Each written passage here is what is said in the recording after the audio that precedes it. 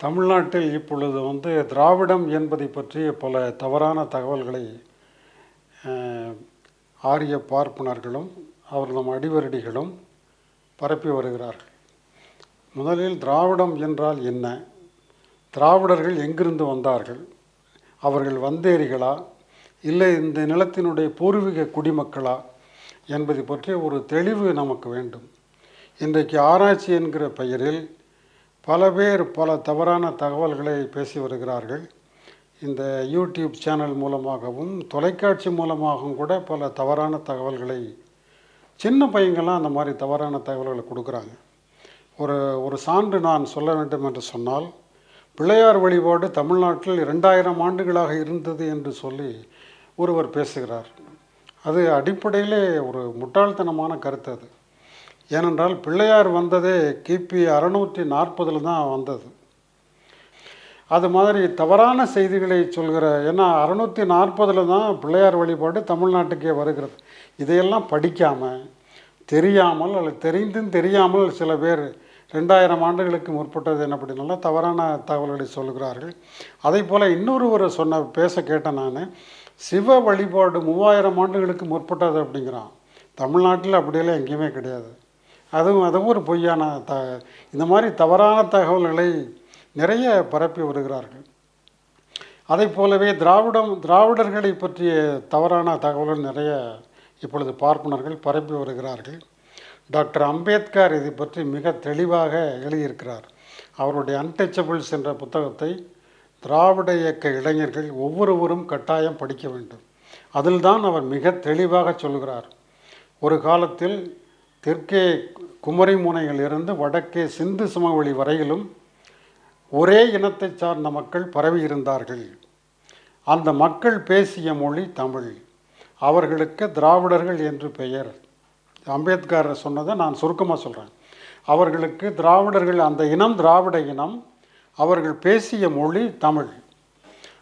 அந்த திராவிட மக்களுக்கு நாகர்கள் என்ற பெயரும் உண்டு அப்படின்னு சொல்லிட்டு, அந்த திராவிட மக்கள் பேசிய மொழி தமிழ், அந்த திராவிடர்களுக்கு நாகர்கள் என்ற பெயரும் உண்டு என்றெல்லாம் தெரிவித்துவிட்டு கடைசியிலே தெற்கே எப்படி நாகர்கள் இருக்கிறார்கள் அப்படிங்கிறதையும் டாக்டர் அம்பேத்கர் மிக அருமையாக எடுத்து காட்டுகிறார். தெற்கே வந்தால் நாகர்கோயில் என்ற ஊர் இருக்கிறது, நாகப்பட்டினம் என்ற ஊர் இருக்கிறது என்றெல்லாம் அப்படியே வரிசையில் சொல்லுகிறார். இதை படித்த பின்னால் நான் சங்க இலக்கிய நூல்களை படிக்கிற போது எனக்கு ஒரு பெரிய வியப்பாக இருந்தது. சங்க இலக்கியத்தில் புலவர்கள் பெயர் இளநாகனார், நன்னாகனார் என்று இப்படி வரிசையில் நாகனார் இப்படியெல்லாம் வரும். அதுபோல் அதை பார்க்குற போது இப்போ நாகமலை என்ற ஊர் மதுரைக்கு பக்கத்தில் இருக்கிறது, நாகப்பன் என்ற பெயர் இருக்கிறது.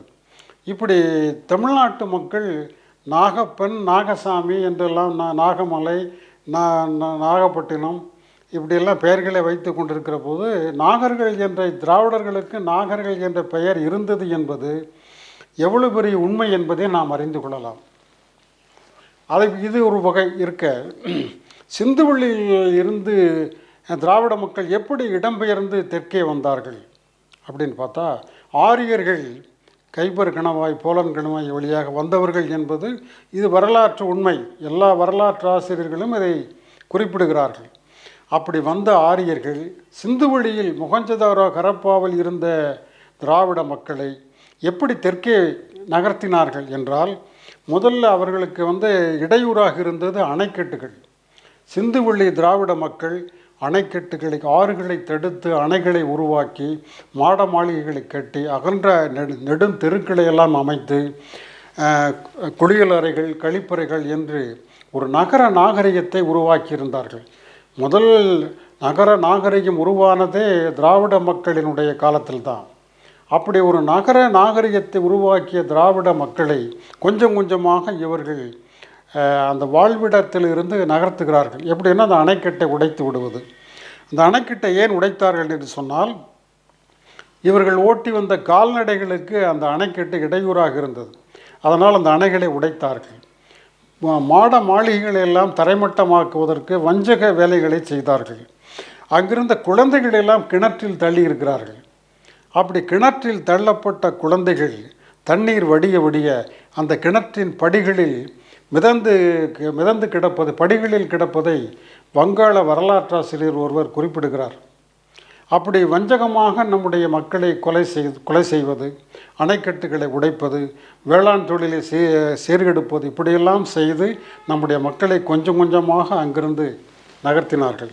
கங்கை சமவெளிக்கு வந்த திராவிட மக்கள், அங்கே கங்கை சமவெளியிலே 2 கரைகளிலும் நம்முடைய மக்கள் குடியேறியிருக்கிறார்கள்.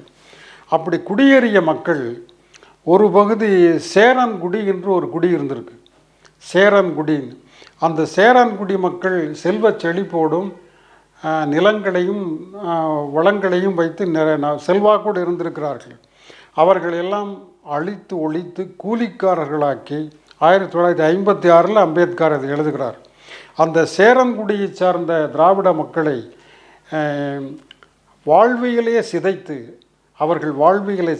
அவர்களை ஏழைகளாக்கி கூலிகளாக்கி இன்றளவும் அவர்கள் அந்த கங்கை சமவெளியில் வாழ்கிறார்கள். 1956 அம்பேத்கர் அதை எழுதுகிறார்.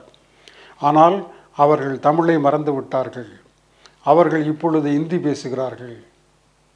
ஆகையினால் அப்படி அந்த தாய்மொழியை சிதைத்து இந்தி மொழியை பேச வைத்து விட்டார்கள். அதற்கும் தெற்கே வந்த திராவிட மக்கள் கொஞ்சம் கொஞ்சமாக தங்களுடைய தாய்மொழியோடு தெற்கே வருகிறார்கள். பார்ப்பனர்கள் பின்தொடர்ந்து வர இப்படியே வருகிறார்கள். தெற்கே இங்கே தமிழ் பேரரசுகள் தலைத்திருந்த காலம் அது. இப்படி தெற்கே அவர்கள் வர குமரிக்கண்டம் கடல்கோளால் அழிக்கப்பட அங்கிருந்து மக்கள் வடக்கு நோக்கி வர, இப்படி இப்போது இருக்கிற தமிழ் நிலத்தில் கொஞ்சம் குறைவான தமிழ் நிலம் இது. இந்த நிலத்தில் மூவேந்தர்கள் ஆட்சி நடைபெற்றது, தமிழ் மன்னர்களின் ஆட்சி நடந்தது. அந்த காலத்தில் தான் மக்களுக்கு எல்லாருக்கும் கல்வி கிடைத்தது. சங்க இலக்கியத்தில் ஏறக்குறைய 40 பெண்பார் புலவர்கள் இருக்கிறார்கள். 2000 ஆண்டுகளுக்கு முன்னால் கல்வி எல்லாருக்கும் பொதுவாக இருந்தது. ஆண் பெண் என்ற பால் வேறுபாடு இல்லாமல் அனைத்து மக்களுக்கும் கல்வி பொதுவாக இருந்தது. சாதி முறை அறியாத தமிழகம். திராவிட மக்களுக்கு சாதி கிடையாது. அதனால் அந்த மக்கள் சாதியை அறவே அறியாதவர்கள். பார்ப்பனர்கள் தெற்கே வந்த பின்னால் இவர்களுடைய புராணங்களை எல்லாம் சொல்லி, வேதங்களில் சொல்லப்பட்ட கருத்துக்களை எல்லாம் சொல்லி, பல்வேறு பொய்க்கதைகளை எல்லாம் இங்கே திணித்து நம்முடைய மக்களை சாதிகளால் வருணங்களால் பிரித்து, அப்புறம் சாதிகளால் பிரித்து, ஒருவரோடு ஒருவர் ஒன்றுபடாமல் ஒற்றுமை என்பதே இல்லாமல் நம்முடைய மக்கள் ஒன்றுபடுவதை தடுத்து விட்டார்கள். அதான் உண்மை. 2ஆம் நூற்றாண்டுக்கு பிறகு கிபி 2ஆம் நூற்றாண்டிலேயே தமிழ் மன்னர்கள் வேள்வி செய்ய தொடங்கிவிட்டார்கள். பார்ப்பனர்களின் சூழ்ச்சிக்கு பலியாகி யாகம் செய்வதை தொடங்கிவிட்டார்கள். அதில் 2 மன்னர்கள், பல்லியாக சாலை முதுகுடுமி பெருவிழுது என்று ஒரு அரசன், அப்புறம் இன்னொருவன் இருக்கான். அந்த மாதிரி யாகம் செய்ததில் இவர்கள் ஈடுபட்டார்கள். சேர மன்னர்கள் செய்த யாகங்கள் பல ஆயிரக்கணக்கான யாகங்களை செய்தார்கள் என்று பதிற்றுப்பத்தில் வருகிறது. ஆற்று மணலை எண்ணினாலும் எண்ணிவிடலாம், சேர மன்னர்கள் அந்த யாகசாலைகளுக்கு நட்ட பந்தல் கால்களை எண்ண முடியாது என்று ஒரு புலவர் பாடுகிறார். அப்படியெல்லாம் யாகம் செய்து இவர்கள் கொஞ்சம் கொஞ்சமாக ஆரியத்தின் வசப்பட்டு இவர்கள் சீரழிந்து போனார்கள். கிபி 2ஆம் நூற்றாண்டின் இறுதியில் தமிழ் பேரரசுகள் வீழ்ச்சியடைய தொடங்கின. இது ஒரு புறம். இப்படி இவர்கள் வீழ்ச்சியடைந்த பின்னால் இந்த நிலையெல்லாம் பார்த்துட்டு களப்பிரர்கள் என்ற ஒரு இனம், அவர்கள் யார் என்பது இன்று வரைக்கும் ஆராய்ச்சிக்குரிய செய்தியாக இருக்கிறது. ஆனால் என்னை பொறுத்த வரைக்கும் களப்பிரர்கள் வேறு வெளிநாட்டில் இருந்து வந்தவர்கள் என்று நான் கருதவில்லை. அவர்கள் தமிழ்நாட்டுக்குள்ளேயே இருந்த இளைஞர்கள், அது ஒரு படையாக அவர்கள் திரண்டிருக்கக்கூடும் என்பது என்னுடைய கருத்து. அவர்கள் ஆட்சியை கைப்பற்றிய பின்னால் தமிழ்நாட்டினுடைய பெரும்பகுதியை அவர்கள் கைப்பற்றியிருந்தார்கள். கைப்பற்றிய பிறகு அவர்கள் செய்த வேலை என்ன என்று சொன்னால், பார்ப்பனர்களுக்கு அதுவரை வழங்கப்பட்டு வந்த தான தர்மங்களை எல்லாம் நிறுத்தினார்கள், உடனடியாக நிறுத்தினார்கள். பார்ப்பனர்களுக்கு வழங்கப்பட்ட சலுகைகளை எல்லாம் அவர்கள் அடியோடு நிறுத்திவிட்டார்கள். அங்கொன்றும் இங்கொன்றுமாக சில பள்ளிகளை நிறுவினார்கள் என்கிற செய்தியும் உண்டு. நம்முடைய மக்களை படிக்க வைக்கணும், அதற்காக பள்ளிகளை நிறுவினார்கள். அதில் கிபி 4ஆம் நூற்றாண்டில் வஜ்ரநந்தி என்ற ஒரு சமண முனிவர் மதுரையில் திராவிட சங்கம் என்ற ஒரு சங்கத்தை நிறுவுகிறார். அந்த சங்கத்தின் வாயிலாக தமிழ் மக்களுக்கு அறிவு சான்ற நூல்களை அறிமுகப்படுத்தி அவர்களை நல்வழிப்படுத்த வேண்டும் என்று அந்த சங்கத்தினுடைய நோக்கம். அதற்கு பெயர் திராவிட சங்கம் என்று பெயர். மக்களுக்கு அறிவு புகட்டி அவர்களை நல்வழிப்படுத்த வேண்டும் என்று தோற்றுவிக்கப்பட்ட சங்கத்தின் பெயர் திராவிட சங்கம். அப்போ திராவிடம் என்று சொன்னால் மக்களை நல்வழிப்படுத்துவது, மக்களுக்கு அறிவு சான்ற நூல்களை அறிமுகப்படுத்துவது என்று பொருள். இந்த கிபி 4ஆம் நூற்றாண்டிலே ஒரு புதுமையான பொருள் அதுக்கு வந்திருக்கு. சமண முனிவர்களும் பௌத்த துறவிகளும் நம்முடைய மக்களுக்கு ஆதரவாக இருந்தார்கள். அவர்களுடைய காலத்தில் தான் அந்த மடத்து பள்ளிகளிலேயே சில இடங்களில் கல்வி கூட கற்பிக்க தொடங்கி இருக்கிறார்கள். இப்படியெல்லாம் இருந்த காலத்தில் இப்படி வரலாறு தொடர்ந்து வருகிறது. பல்லவர்கள் வந்தார்கள், அப்புறம் சோழ மன்னர்கள், எல்லாருடைய காலத்திலும் பார்ப்பன ஆதிக்கம்தான் மீறி இருக்கிறது. நாயக்கர்கள் காலத்தில் ரொம்ப அதிகமானது 20ஆம் நூற்றாண்டு வரைக்கும் வந்துருச்சுன்னு வைங்களேன். இப்போ திராவிடர்கள், இப்போ வெளிநாட்டில் இருந்து வந்த ஆராய்ச்சியாளர்கள், பாதிரிமார்கள் சில பேர் என்ன செய்தார்கள் என்று சொன்னால், இங்கே இருந்த வரலாற்றை ஆராயத் தொடங்கினார்கள். அதில் குறிப்பிடத்தக்கவர் டாக்டர் கால்டுவெல் என்ற ஒரு பாதிரியார். அவர் தமிழ்நாட்டுக்கு மதத்தை பரப்ப வந்தவர். ஆனால் இங்கு இருந்த சூழ்நிலைகளையும் இங்கு மக்கள் பேசிய மொழியையும் பார்த்துவிட்டு அவர் தன்னுடைய நோக்கத்தையே மறந்து மொழி ஆராய்ச்சியில் ஈடுபட்டார். டாக்டர் கால்டுவெல் சென்னையிலிருந்து நடந்தே வந்திருக்கிறார். நடந்தே ஊட்டிக்கு போய் அங்கிருந்து திருநெல்வேலிக்கு போய் உடன்குடிக்கு வந்த டாக்டர் கால்டுவெல் அங்கேயே தங்கி மொழி ஆராய்ச்சியில் தொடங்கினார். கால்டுவெல் தமிழ், தெலுங்கு, மலையாளம், கன்னடம், துளு, குடகு பல்வேறு மொழிகளை அவர் ஆராய்ச்சி பண்ணார். அப்படி ஆராய்ச்சி செய்து அவர் 1856 ஒரு புத்தகத்தை வெளியிடுகிறார். அந்த புத்தகத்தினுடைய பேர் திராவிட மொழி குடும்பம்னு பேர். திராவிட மொழி குடும்பம் ஒப்பிலக்கணம், a comparative study of the Dravidian group of languages என்று அந்த புத்தகத்துக்கு பெயர். திராவிட மொழி குடும்பம் என்ற அந்த புத்தகத்தில் டாக்டர் கால்டுவெல் என்ன சொல்கிறார் என்று சொன்னால், திராவிட மொழிகள் ஒரே குடும்பத்தை சார்ந்தவை. இந்த மொழிகளுக்கும் சமஸ்கிருதத்துக்கும் எந்த தொடர்பும் இல்லை. தமிழ் தனித்து இயங்கக்கூடியது, தமிழுக்கும் சமஸ்கிருதத்துக்கும் எந்த தொடர்பும் இல்லை என்பதெல்லாம் சொல்லிட்டு அவர் முடிவை என்ன சொல்கிறாருன்னா, திராவிட மொழி குடும்பம் என்பது மூல திராவிட மொழிகளிலிருந்து இந்த மொழிகளெல்லாம் பிரிந்தன அப்படிங்கிறார். தமிழிலிருந்து தோன்றியவை என்று சொல்ல, தமிழ் திராவிட மொழி குடும்பத்தினுடைய மூத்த மொழி. இதை பேசுகிறவர்கள் திராவிடர்கள். திராவிட இனம் பழமையானது இதெல்லாம் சொல்கிறார். திராவிடர்கள்ங்கிற சொல்கிறாரு, திராவிட இனம் பழமையானதுன்னா டாக்டர் கால்டுவெல் சொல்கிறார். அவர் சொன்ன பிறகு தான் நம்முடைய கற்றறிந்த திராவிட பெருங்குடி மக்களுக்கு ஒரு விழிப்புணர்ச்சி வருகிறது. அந்த திராவிட மொழி குடும்பத்தில் தமிழ் மிக மூத்த மொழி. இது கால்டுவெலுடைய கருத்து. தமிழிலிருந்து தோன்றியது என்று சொல்லல, திராவிட மொழி குடும்பம், அந்த குடும்பத்தில் தமிழ் முதன்மையானது, மூத்த மொழி என்று சொல்கிறார். அது சமஸ்கிருதத்திலிருந்து வேறுபட்டது. சமஸ்கிருதத்திற்கும் தமிழுக்கும் தொடர்பே இல்லை. தமிழ் தனித்து இயங்கக்கூடியது. சொல்லப்போனால் தமிழ் சொற்கள் சமஸ்கிருத மொழியில் நூற்றுக்கணக்கான சொற்கள் இடம்பெற்றுள்ளன அப்படின்னு குறிப்பிடுறார். இதெல்லாம் கால்டுவெலுடைய கருத்து. இதற்கு பின்னால் ஒவ்வொருவராக இதை பற்றி ஆராய்ச்சி செய்கிறார்கள். அப்படி வருகிற போது இப்போ பிரிட்டிஷ்காரர்கள், ஆங்கிலேயர்கள் இங்கே வந்த பின்னால் ஆங்கிலேயர்களை அணுகி அவர்கள் கொடுத்த கல்வியை பெற்றுக்கொண்டு, அவர்கள் அளித்த பதவிகளை பெற்றுக்கொண்டு அவர்களை அண்டி பிழைக்க தொடங்கினார்கள் பார்ப்பனர்கள். அப்படி அண்டி பிழைக்க தொடங்கிய போது நம்முடைய பார்ப்பனர் அல்லாத மக்களை, திராவிட மக்களை அவர்கள் ஒடுக்க தொடங்கினார்கள். ஒடுக்கப்பட்ட மக்களாக, பிற்படுத்தப்பட்ட மக்களாக, தாழ்த்தப்பட்ட மக்களாக நம்முடைய மக்களை எல்லாம் பிரித்து வைத்து ஒன்று சேர விடாமல் செய்து விட்டார்கள். இது ஒரு கருத்துங்க. இப்படி இருக்கிற சூழ்நிலையில் 1912 டாக்டர் நடேசனார் சென்னையில் ஒரு புகழ்வாய்ந்த மருத்துவர். அவர் இந்த நிலைகள் எல்லாம் பார்த்துவிட்டு, நான் இதுக்கு முன்னால் அயோத்திதாசர் அவங்கெல்லாம் வர்றாங்க, புருஷோத்தம நாயுடு, சுப்பிரமணியம் போன்ற வழக்கறிஞர்கள்லாம் வர்றாங்க. நான் அதுக்கெல்லாம் போகல, அதெல்லாம் ஒரு தனித்தனியே தான். அது 1912 டாக்டர் நடேசனார் பார்த்துவிட்டு சென்னையில் தலைமைச் செயலகத்தில் வேலை செய்த நம்முடைய பணியாளர்கள் எல்லாம் ஒன்றிணைக்கிற முயற்சியில் அவர் ஈடுபட்டார். அது ஒரு பெரிய முயற்சிங்க. 1912 இந்த முயற்சியில் அவருடைய வீட்டில் தான் அது நடக்குது. எல்லாத்தையும் அழைத்து ஒரு கூட்டம் போடுறார். அதுக்கு கூட்டம் போட்டு அந்த அந்த ஒரு அமைப்புக்குள்ளே கொண்டு வர்றார். அதுக்கு பேர் திராவிட சங்கம்னு பேருங்க. இல்லை, மெட்ராஸ் யுனைடெட் லீக்னு பேர். முதல்ல மெட்ராஸ் யுனைடெட் லீக். அந்த சென்னை சங்கத்தில் மெட்ராஸ் யுனைடெட் லீக் என்று அந்த சங்கத்துக்கு பேர் கொடுக்குறாங்க 1912. அதன் பிறகு ஓராண்டு கழித்து ஆண்டு விழா கொண்டாடுறாங்க. டாக்டர் நடேசனாருடைய முயற்சியில் நம்முடைய பணியாளர்கள்லாம் சேர்ந்து இதை ஒரு ஆண்டு விழா கொண்டாட வேண்டும் என்று முயற்சி பண்ணுறாங்க. 1913 கூட்டம் போடுறாங்க. அந்த கூட்டத்தில் என்ன செய்கிறாங்கன்னா, இந்த மெட்ராஸ் யுனைடெட் லீக் அப்படிங்கிறது இந்த பெயர் பொருத்தமாக இல்லை. நாம் எதற்காக இந்த சங்கத்தை தோற்றுவித்தோமோ அந்த அந்த குறிக்கோளை இந்த பெயர் எதிரொலிக்கிற மாதிரி இல்லை.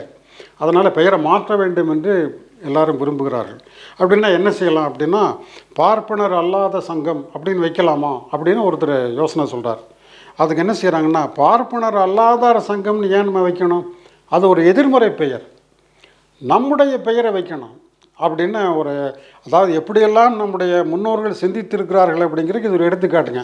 இது எதிர்மறை பெயர் வேண்டாம் என்று சொல்லிவிட்டு நம்முடைய இனத்தை குறிக்கிற ஒரு பெயர் வேண்டும் என்று சொல்கிறார்கள். அப்போ தான் திராவிட சங்கம்னு பெயர் வருது. அப்போ திராவிட சங்கம்னு பெயர் வைக்கலாம்னா டிராவிடியன் அசோசியேஷன் அப்படின்னு வைக்கலாம் அப்படின்னு சொல்கிறாங்க. அதுதான் திராவிட சங்கம்னு முதல்ல நடேசனாருடைய வீட்டில் தான் 1913 இந்த சங்கம் தோற்றுவிக்கப்படுகிறது. அதற்கு அப்புறம் இவங்க எல்லாம் என்ன செய்கிறாங்க, இந்த சங்கத்தினுடைய நோக்கம் என்னன்னு சொன்னால், நம்முடைய படித்த இளைஞர்கள் எங்கெங்கே இருக்கிறாங்க, வேலை பார்க்குறாங்க அப்படிங்கிறலாம் தேடி பிடிச்சி அவங்களெல்லாம் ஒன்று சேர்க்குறாங்க. ஒன்று சேர்த்து அவர்களுக்கெல்லாம் பாராட்டு விழா நடத்துகிறாங்க. சென்னை பல்கலைக்கழகத்தில் படித்து வெளியே போகிற பட்டதாரிகளை கூப்பிட்டு அவங்களுக்கு பாராட்டு விழா நடத்துகிறாங்க. வரவேற்பு விழா கொடுத்து பாராட்டு விழா நடத்துகிறாங்க.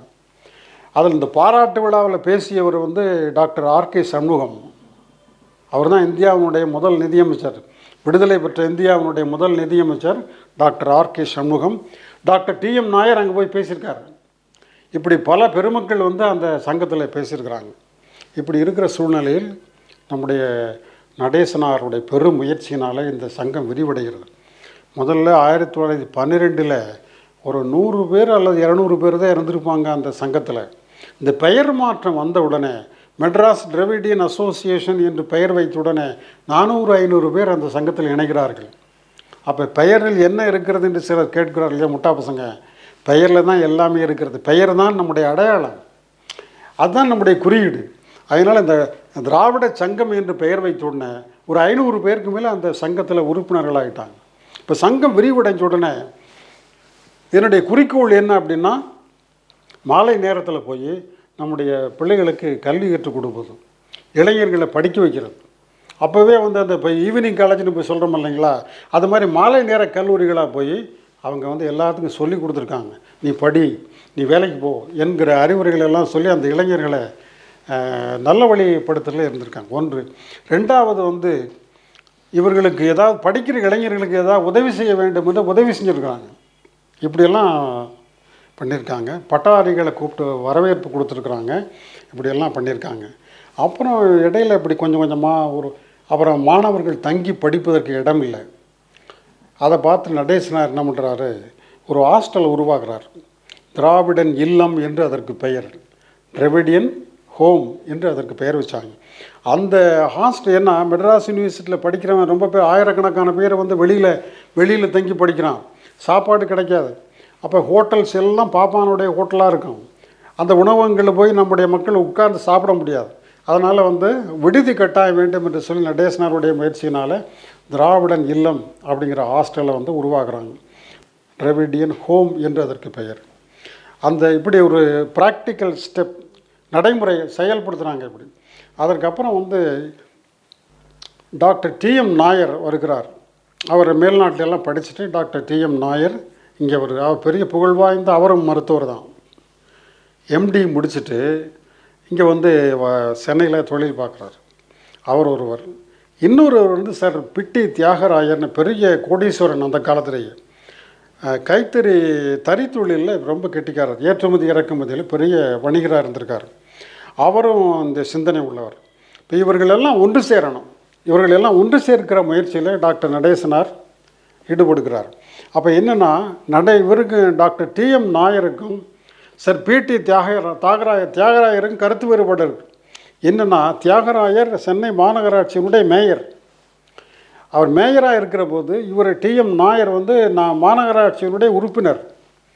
அப்போ மாநகராட்சி செய்கிற வேலைகள், தவறான வேலைகள் எல்லாம் நாயர் சுட்டி காட்டுகிறார். அதில் ஒரு நிகழ்ச்சி என்னன்னு சொன்னால், திருவல்லிக்கேணியில் பார்த்தசாரதி கோயில் ஒரு கோயில் இருக்குது. அந்த கோயிலில் ஒரு குளம் சாக்கடை தண்ணியாக மண்டி கிடக்குது, இதை நிரப்பி, இதை மண்ணை போட்டு நிரப்பி இந்த இடத்துல ஒரு பூங்கா உருவாக்க வேண்டும் என்று டாக்டர் டிஎம் நாயர் ஒரு தீர்மானம் கொண்டு போகிறார். அந்த தீர்மானம் தோற்கடிக்கப்படுகிறது. இதில் பிடி தியாகராயருக்கு கொஞ்சம் கோபம் வந்துருச்சு. ஏன்னா கோயில் குளத்தை இப்படி மூட சொல்கிறாருன்னு சொல்லி பிடி தியாகராயருக்கு கொஞ்சம் கோபம், ஒரு மன வருத்தம். இது ரெண்டாவது, மயிலாப்பூர் கோயிலில் ஒரு விழா நடக்குது, பெரிய விழா, அது குடமுழுக்கு விழாவை. நம்ம அந்த விழாவுக்கு பிடி தியாகராயர் 10,000 ரூபாய்க்கு மேல் நன்கொடை கொடுக்குறார். அந்த நன்கொடையை கொடுத்துட்டு இவரை அழைக்கிறாங்க, நீங்கள் வரணும் அப்படின்னு அழைக்கிறாங்க. இவர் போகிறார். அப்படி போகிற போது இல்லை, அதுக்கு முன்னால் இன்னொரு நிகழ்ச்சி நடந்தது. மயிலாப்பூர் இந்த தெப்பக்குளத்துக்கு தண்ணீர் விடுறாங்க. மாநகராட்சியிலிருந்து தண்ணீர் இலவசமாக கொடுக்குறாங்க.